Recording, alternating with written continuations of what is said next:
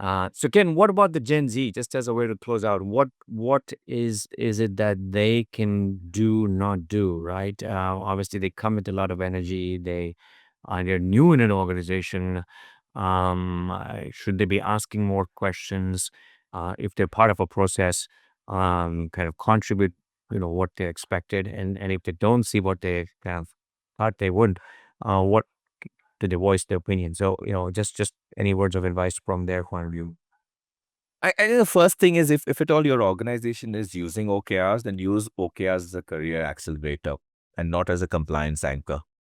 So that means you probably can use this to add what you really want to do in order that can move your own job prospects and your own possibility to succeed.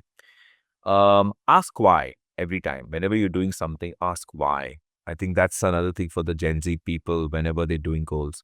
I mean, you might as well start using OKRs, even if your manager is not doing OKRs. You could just write down and you can go down and sit down and say, hey, what's a very important objective that we want to accomplish as a team?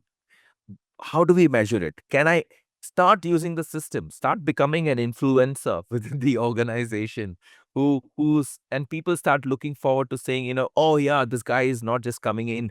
There's this particular term everybody's using for Gen Zs, and the word is entitled, right? I think it's if you can, and if you are a Gen Z listener listening in right now, break that and show how you can empower yourself. So I'm self-empowered versus entitled. And self-empowered can come in by saying, I know what my goals are. I want to know more about my goals. I want to be able to contribute towards my goals. I want to experiment and I know I will fail. And if I fail, I want to come to you for help. So I think if you can have people within the organization having this kind of an attitude, then the job of the managers is also pretty relaxed. Of course, probably not the manager who wants to own, command, and control. Probably they may not like it. They may not like it. But again, you got to constantly hit your head against that wall. One day it will crack.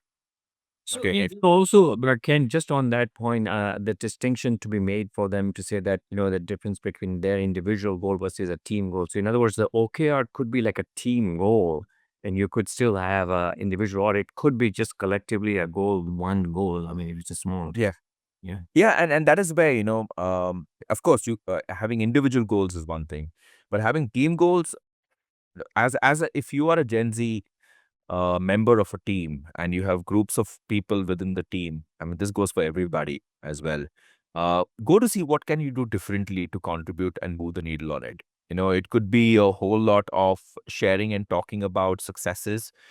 Tap into your existing networks and resources, and ask what's happening in other organizations with respect to the challenge that you're faced with an OKR. It could be a tech challenge, it could be a customer challenge, it could be a user challenge. What is the challenge? Talk to your networks. You're more network probably today than even we were in our generation. Leverage that.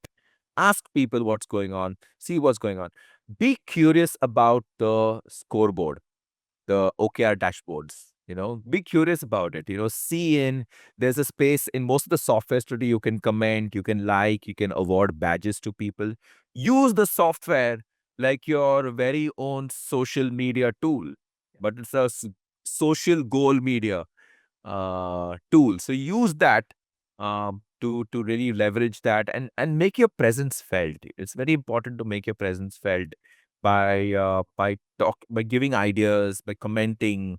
So do all of that as much as possible Nice. Yeah. in it. Yeah. Yeah. No, And absolutely. don't be worried about feedback. Don't be worried about feedback. And a lot of people also will say, oh, too much of feedback also is not a good thing. Mhm.